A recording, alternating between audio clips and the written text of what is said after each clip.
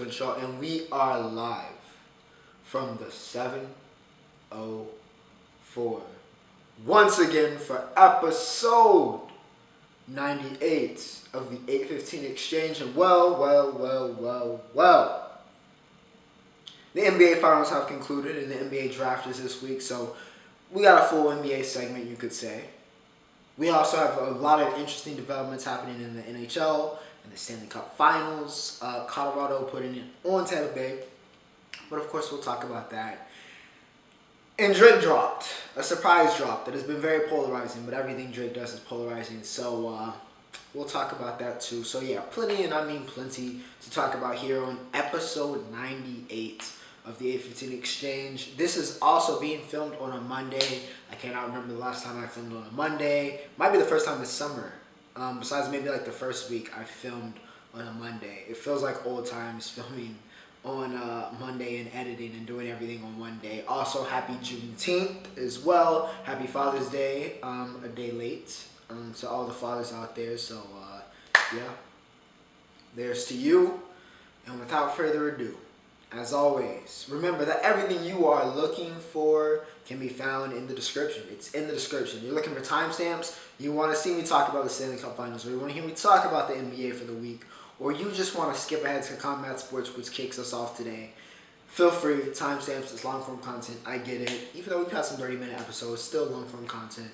Feel free to skip ahead to the section that you're looking for. Also, as always, my social media links are in the description. So, TikTok, Snap, IG, Twitter, whatever it is in the description. And as always, remember to like, share, and subscribe if you guys are enjoying the content. We are so very close to 700 subscribers. So, yeah, that's appreciated. Much love. Very, very that's crazy. Crazy how the channel has grown over the past couple months. So, yeah, let's keep it going. Let's keep the momentum rolling. And without further ado, in the combat sports world, we have something from the UFC, but we also have some boxing action. It was one of those weeks. Now, I guess technically this continues, even though we really only had UFC last week, right? But we'll say that this continues the kind of run of boxing we've had lately. We had a major fight in the light heavyweight division. We had Artur Beterbiev taking on Joe Smith Jr. This was not a fight that got a lot of pub. Maybe it should have. And afterwards, I would hope that Artur Beterbiev is on a whole lot more people's kind of radar. Now, 18 men have come up to plate versus Beterbiev, and 18 men have fallen. 18-0, 18 KOs. He is now the unified world light heavyweight champion of the world as he takes out Joe Smith in decisive fashion with the second round KO. There was not a lot of defense. I was not impressed by Joe Smith, and what I saw, he was throwing back and he was landing a little bit, but Artur just kept walking through it, and then it seemed like everything he was throwing was landing, and at a certain point it was hurting. It was hurting Joe, and it was done. It was done. I thought it was gonna be done in the first round, but then that second round came and the knockdowns kept coming, and they kept coming, and they did not stop. It could have been a much worse knockout, but yeah, Beterbiev proves without a shadow of the doubt that power is real. It is real. You better believe that power is real. It is absolutely, undeniably real. And yeah, ask Joe Smith, because Beterbiev, just dominant, ran through him, sets up the undisputed fight versus one Dimitri Bivol, who recently beat the former pound for pound king Canelo Alvarez just a couple weeks ago. So, convenient how that worked out. Beterbiev versus Bivol, I think that's the obvious matchup. I don't think it's the only one that makes sense. Beterbiev wants to be undisputed. Bivol has the last belt. He's coming off the biggest win of his career. Let's make it happen. It's going to be an interesting, clash, because it's whether Berbatov's power can get him his 19th KO, or if Bivol can just outbox Beterbiev. Because, there was some game. It wasn't like he was some, Terminator. Right? Beterbiev was hittable. Artur was hittable. But can he be outboxed or will he wear down Bivol and Bivol crumbles and he becomes undisputed? So that would be a very interesting clash of styles and clash of talents, but I'm very much so looking forward to that fight. Of course, we'll be covering that here on the 15 Exchange, but yeah, Beterbiev runs through Joe Smith Jr. I mean, runs through him. UFC Fight Night was nuts. Alright, headlined, of course, by Emmett and Calvin Kattar, which went the distance. It felt like it was maybe like the only fight that went the distance. The Orc wins and continues his rise. Kattar, I have no idea how good he is. I don't know. I have no idea. He's like a gatekeeper to the elite at this point, maybe, because I have no idea where to place him. But my goodness, so many. I mean, it was a fast card. I nearly missed it because of how fast it went. Because everybody was getting knocked out. Everybody was getting finished. Everybody was getting subbed. It was ridiculous. Kevin Holland had a DR choke for the second straight time. He subbed somebody. Let's see, Joaquin Buckley, KO. Yanez with a vicious KO because I forget whose opponent was talking reckless the entire week. And that was a very impassioned KO. Gave him the double fingers, gave him the nice old stone cold after knocking him out. It was an insane card. It was an insane card, one of the best cards of the year, and it was on a sleeper. A sleeper. It wasn't one of the main cards. It was a Fight Night card. Now, it was a pretty good Fight Night card, if I say so. That probably could have been the undercard for like a main card, but nonetheless, an absolute banger card full of just, KOs galore. You could have made a compilation of all the finishes in that event. It was just crazy, all right? It was nuts. Moving over now to the NHL. Yes, we're going to go to the NHL. We'll at the NBA main event, and before that, we'll do entertainment. Not too many, subjects this week. But we're going to go to the NHL. Because my. Last week, I gave the huge, epic, dramatic rundown of the Team of Destiny versus the Team of Death. And right now, the Team of Destiny is looking like the Team of Death for Tampa Bay. Oh my Lord. A beatdown in game 2. A beatdown from start to finish. Vasilevsky gave up 7 goals. The Tampa Bay Lightning gave up 7 goals. 7-0, the Colorado Avalanche take game 2 and now have all the momentum in the world heading into tonight's game 3. Nikushkin, 2 goals. Kale McCarr, I thought he was going to get a hat trick in the third period. He was just on a different plane. He was different gravy, as they say. He was just on a different level than everybody else seemingly in that third period and really throughout that entire game. McCarr with 2 goals. It was dominant. It was dominant. It wasn't even like McKinnon taking over. It was just Colorado Avalanche were just that much better on that day than the Tampa Bay Lightning. And now with the Lightning in the hole. They're in the hole. They're in that 2-0 hole. Now, it's not the end of the world. Winning game 3, and they need to win game 3 desperately, can change their fortune. But as it stands right now, oh my. It is not looking pretty. It is not looking pretty. The Avalanche are looking like the Team of Destiny. Team of Destiny to the point where it doesn't matter that they're going up against the back-to-back reigning champs, this juggernaut, the Team of Death, the Tampa Bay Lightning have been. It does not matter because the Avalanche are just, it's time. It's time. It is looking like it's just time. It's their time. It's their destiny. And we'll see if they can fulfill their destiny by the time we get to next week's episode, episode 99.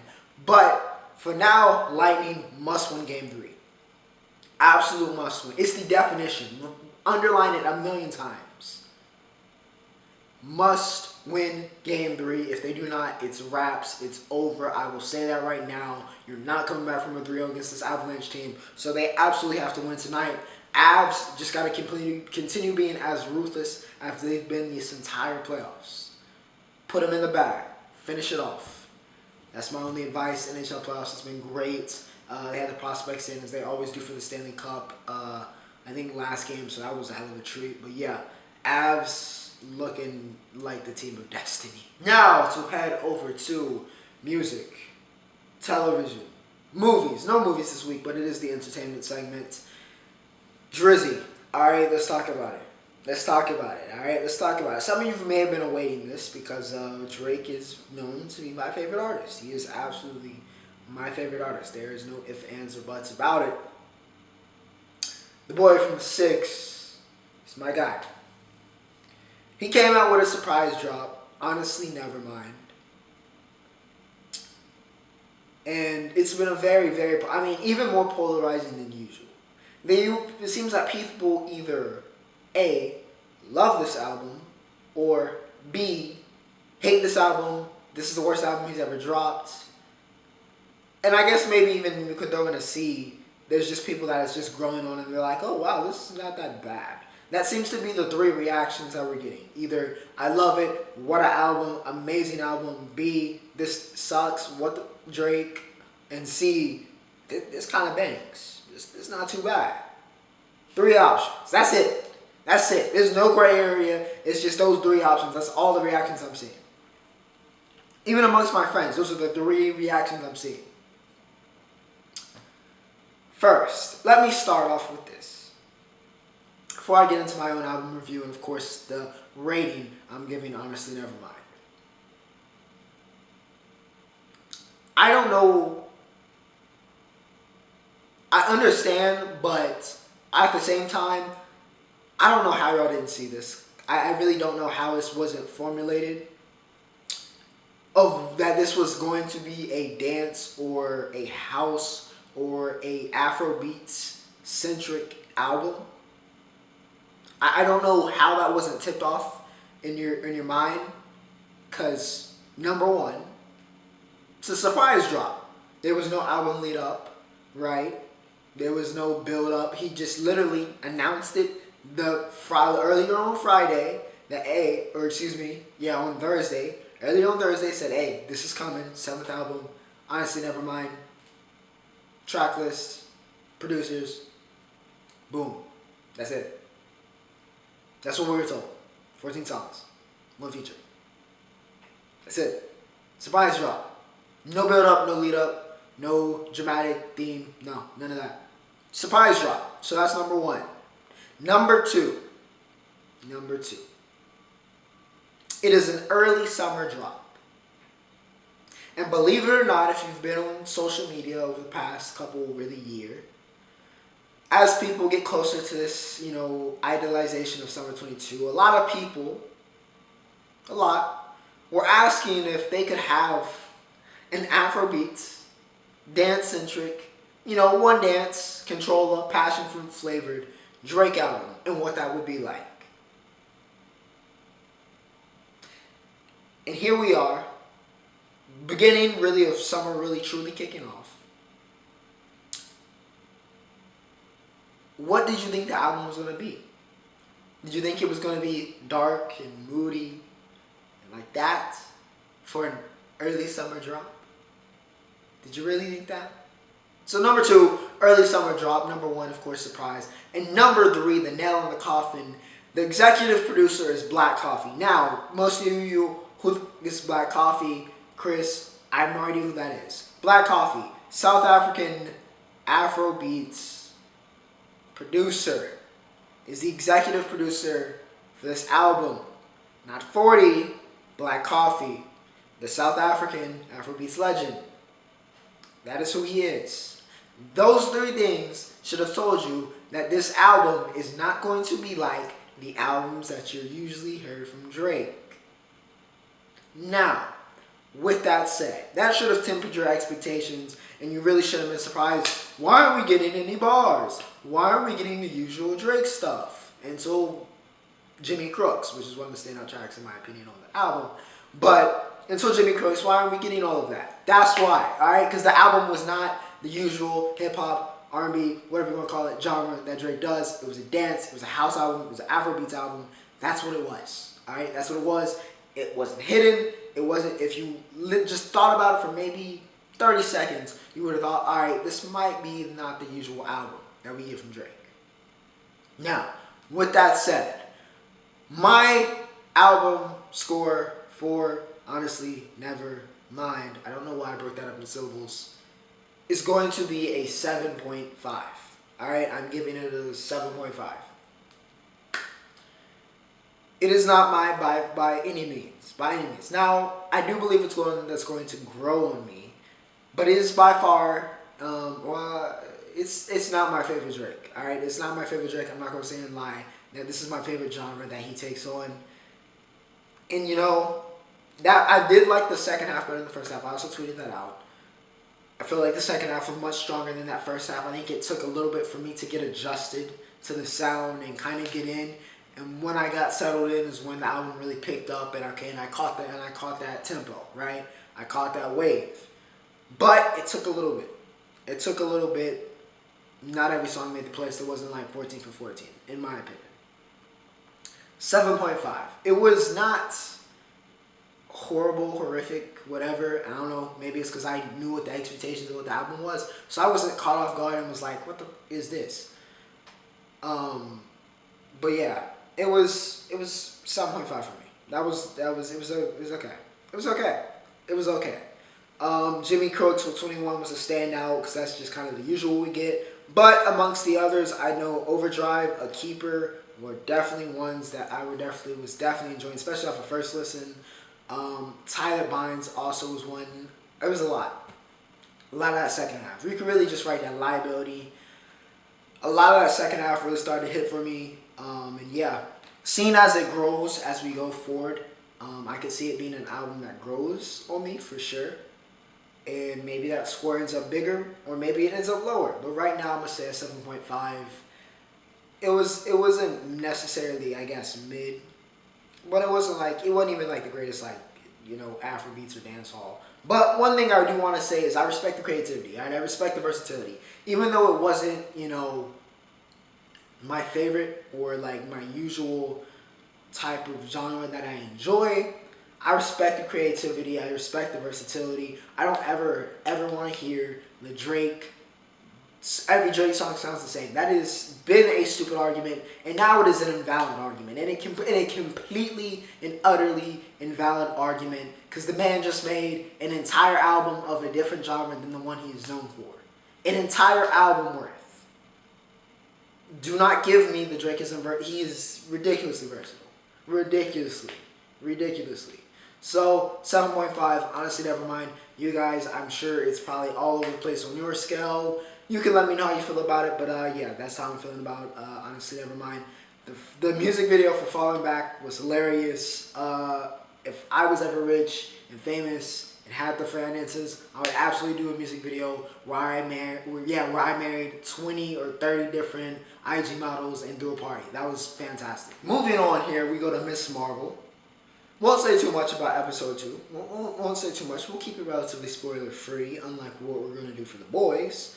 But yeah, it's nice to see Kamala kind of growing into her own. I probably won't even throw up a picture for this.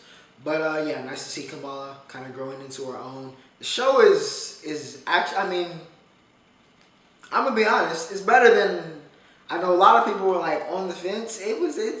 I'm not sure if it's like the greatest Marvel property as it's kind of rated by like the critics. But it's pretty good. I'm not going to lie, it's not that bad. It might not be for everybody, especially if you're looking for like this like super duper action flicky whatever. But just purely from like a straight up like as a show, it's not that bad. It's enjoyable. Like it's not gonna be a waste of your hour if you watch Miss Marvel, to be honest. Because I mean, it's not bad. Continues the storyline. You get to see. Like I said last week, she's doing a great job. It's Kamala, and yeah, it's fairly interesting. So yeah, not too bad. It's gonna pick up episode 3 though. For sure, gonna pick up episode 3. Oh my dear Lord. The boys. Next week is Hero Gasm, so I really do. I hope they came through. I hope they came through for Hero Gasm. I'm not gonna lie. I want to be thoroughly disturbed, even more than I usually am watching the show. I want to be very, very disturbed watching Hero Gasm. All right, I need it to be just as vile as the comic was. Maybe adopted so it's not as, I don't know, you know, from modern times, but I need it to be just as vile. Alright? I think the message of Hero Gasm needs to still be in that episode. I don't want it to be watered down or just if it's Hero Gasm, let it be Hero Gasm. Alright? That's one of the most iconic parts of the entire comic run, so I needed to live up to its name. But for this week's episode, Soulja Boy is on the loose. Alright, he's on the loose, and he went straight for Crimson Countess, and now Butcher, Huey, and Soulja Boy are teaming up. Alright, they're teaming up. Soulja Boy is taking everybody's powers. He just cooked the Crimson Countess. Seth Rogen made a cameo as the man that was paying for her cam girl services. That was an interesting one for sure. Which is funny because Seth Rogen's actually technically in the Boys universe, so maybe that was also Seth Rogen playing himself as kind of getting the camp. Anyways, Crimson Countess went down to the ground in the words of Chris Move. Soulja Boy and Butcher teaming up. Homelander is out of his depth as running Vought. He has no idea what he's doing. He was getting cooked in that meeting. They ended up firing everybody. They put the Deep in charge of like internal services. He has no clue what he's doing. All right, he's a fish out of water, and he's drowning, and he's not going to be able to handle the pressure. He's going to break. All right, as expected, the Homelander is going to break.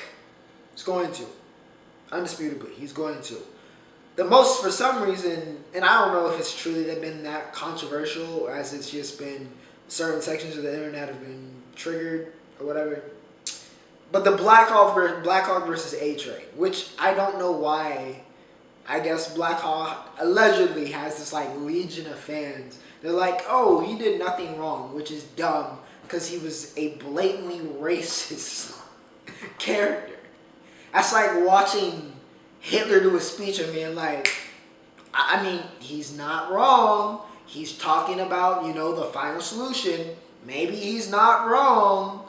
So I don't really understand where that's coming from personally, but whatever. However, I think they did a great job of showing that A-Train, again, continues to be a coward, a spineless, and he paid the price. His brother's spine got broken by Black Hawk lashing out. Maybe now he'll, you know what, I ain't even going to give it to him. A-Train, I have no faith. I have no faith that he's learned his lesson and that he's become a better person because he just continues to fall flat every single time he has a chance to redeem himself. He just refuses. He refuses to learn. His family gets hurt this time. People die, in this incident. And he gets embarrassed. Let's see if he has a spine now. I don't think he does, but we'll see. Maybe A-Train makes a change. Starlight and Huey are going to be, at least Huey's going to be on the couch. We'll see. I hope they don't really break up. I hope they kind of change that kind of narrative of the usual, oh, we're separating them to break up. I hope they don't break up. But Starlight and Huey, Annie and Huey are going to be a little bit against each other with the whole Soulja Boy situation. But Herogasm, please be a madness. It should be a madness just because, the normal The Boys episode is a madness. But this is oh boy. Next week should be, woo! Woo! Now, for the NBA, ladies and gentlemen, because we do have concluded the 2021-2022 NBA season. Yes, I don't know why I went to a British accent for that. But the NBA Finals concluded after Game 6, and you know what that means. The Golden State Warriors took care of business, and they won 103-90 over the Boston Celtics. Steph Curry wins his first Finals MVP. Chef with 34, 7, and 7. Draymond Green, no Dre slander. No Dre slander, and he has taken full effect of that because he has been talking wild. But then again, the man just won a championship. He had 12 and 8 in the final game, in Game 6. So, you know what? Go off, Dre. You know what? Go off. It's your time. You won a ship. You got the ring. You got 4 of them now. Talk it. I don't care. Hey, do you. Wig. It's been Wiggy's world. Maple Jordan. Listen, let him get it off. Let Drew get it. Maple Jordan, okay? Let him have it. Let him have it. Let him have it. 18, 6, and 5 for Andrew Wiggins. Jaylen Brown did all he could. 34 and 7 for JB. Al Horford went 19 for 14. Those two did all they could, but it wasn't enough. Andrew Wiggins had Jason Tatum in Alcatraz. And I say that as a big JT fan. Wig had JT in Alcatraz. The man was in Alcatraz the whole series. Now, we talked about one of the big narratives of this playoffs was JT that ascended into superstardom. But after a finals performance that he had, which I think most of the credit needs to be given to Andrew Wiggins and the Warriors and the way they play defense against Jason Tatum, because while he had like some minor duds throughout the playoffs, for the most part, every single team was having a lot of difficulty stopping Jason Tatum, and he was essentially the bane of their existence. But the Warriors haven't figured out. So now I think Tatum sits in this, like, he's like in the doorstep right now between just being a star and superstardom. He's like on that step. He has to walk through. He has to walk through. It's like, or maybe he's like outside the door and he's got to type in the code to get into the room. He's just outside the room of being a superstar.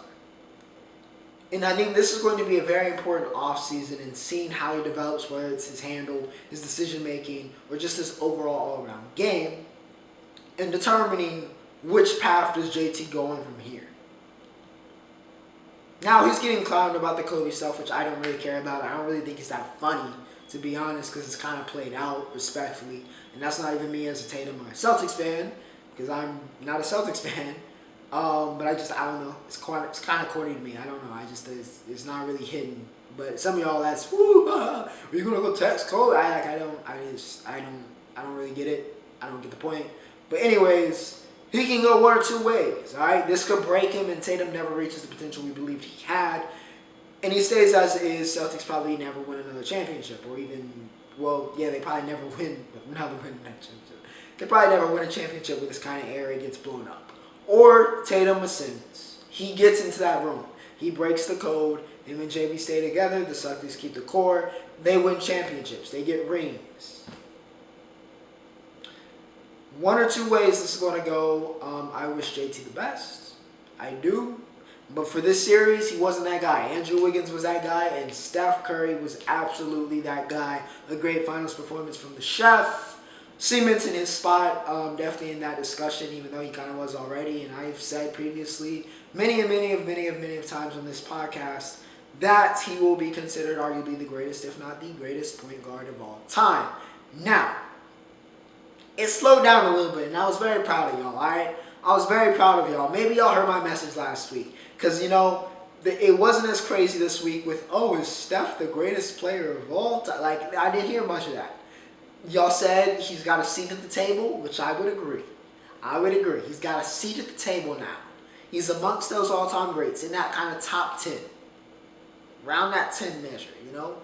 Throw him right there, maybe top 15 at the very least. He's in there, all right? He's in the convo. He's an all-time great, legend of the sport. I agree. Now, when you start putting him with, you know, that top, that's okay. Relax. But y'all didn't do that. Y'all didn't really do that. Y'all just said he had a seat at the table. I agree.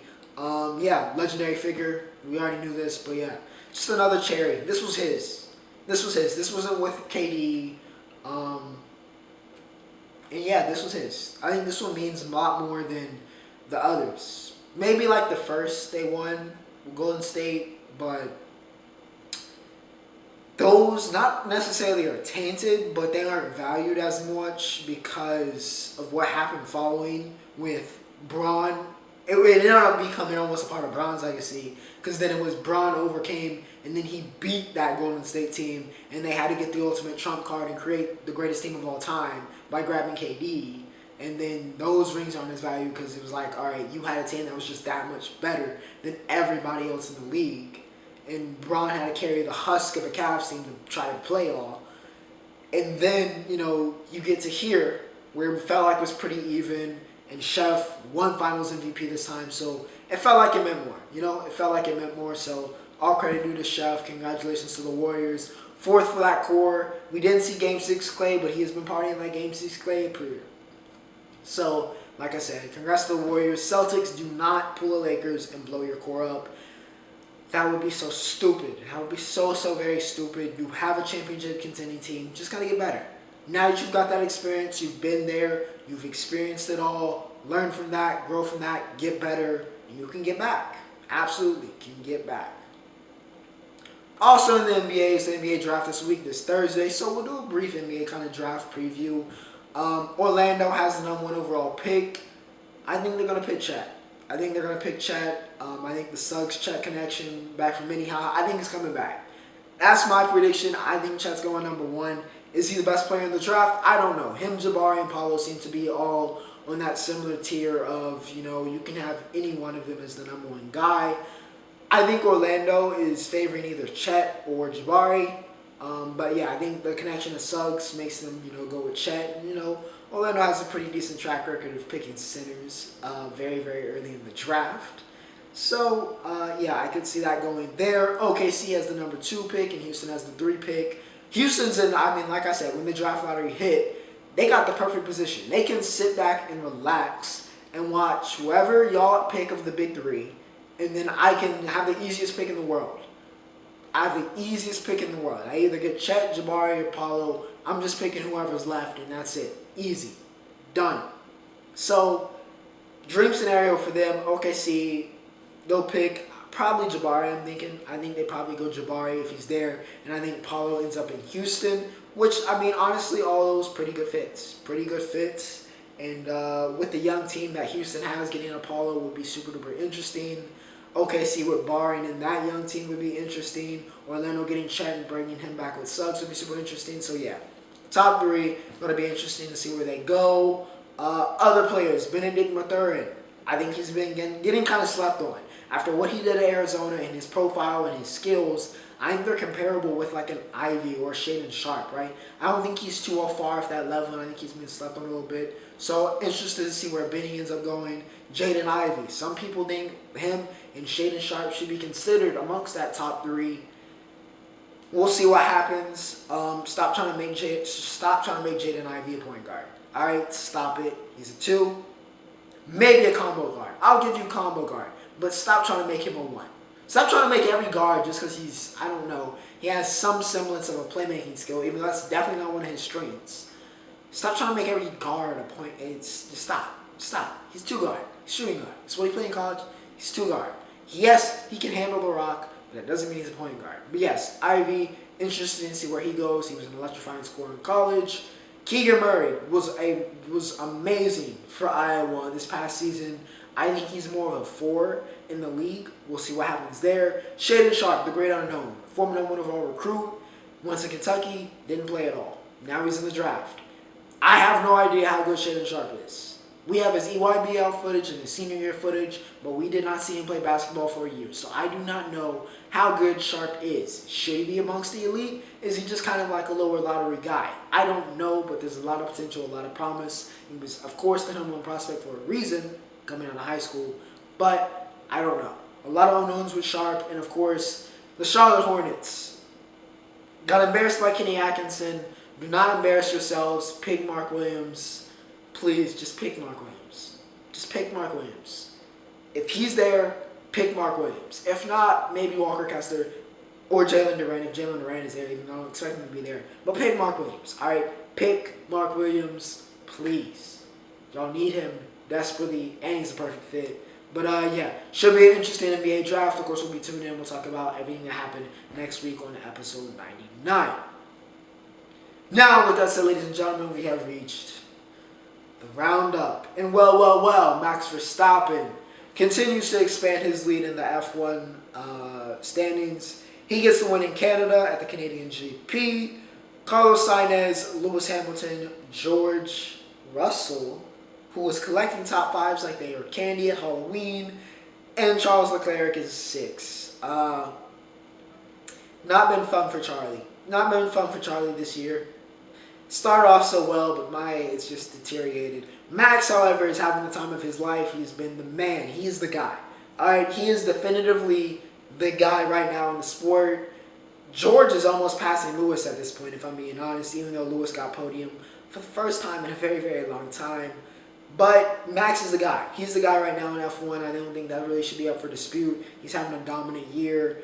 Carlos, nice to see him get on podium. And like I said, nice to see Lewis get back on podium. Russell's been a great pickup, though, for Mercedes. He's been a top 5 machine. Leclerc, Ferrari, please get it together, please. Matt Fitzpatrick, excuse me. Fitz steals the U.S. Open late from Will Zalatoris and from Scotty Scheffler. Scheffler's been great this year, by the way. I mean, he has been phenomenal. phenomenal. I'm surprised he's not the #1 ranked golfer. He might be. I'm not sure. But if he's not, he should be very, very close. But Fitz becomes one of, I think, 2 or 3 people to ever win the U.S. Amateur Open and the U.S. Open at the same golf course. So yeah, shout out to Fitz. Great job there. He steals the U.S. Open late, wins by a shot. It was a great, thrilling last 2 holes. But yeah, congrats to Fitz, his first major victory. Mike Trout is back. The Angels are, maybe we'll see, but Mike Trout is back. The slump is over. And of course it happened by him playing his favorite team in the whole wide world, the Seattle Mariners. He hit 5 home runs in the series. Happy Father's Day. That was the Mariners, that was the treat for Trout, who is their dad.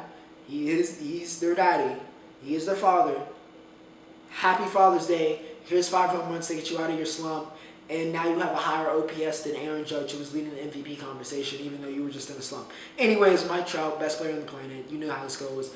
Dominates the Mariners. Seems reoccurring, right? Reoccurring every year. You know how this goes. Riley Green called up here. Riley Green, one of the top 5 consensus, top 3 almost consensus prospects in baseball. Riley Green called up by the Tigers. Yeah, he's a great outfield prospect. Very interested. He was killing in the minors. Very interested to see what Riley does. Congratulations to him. Tigers, building something. They're building something. Slowly but surely, they're building something. The Casey Mize situation is unfortunate, but with Torque, with Riley, they're building. They're building a brighter future in Detroit. But yeah, without further ado, ladies and gentlemen, that is it for episode 98. I hope you guys enjoyed. Next week is going to look a lot different because we have we do have the NBA draft, so we do have that. But we'll also have the end of the NHL. So episode 100 coming up. Who knows? Who knows what the surprise will be? We'll have to figure something out. But for now, episode 98. Hope you guys enjoyed. Without further ado, Ocho, signing off.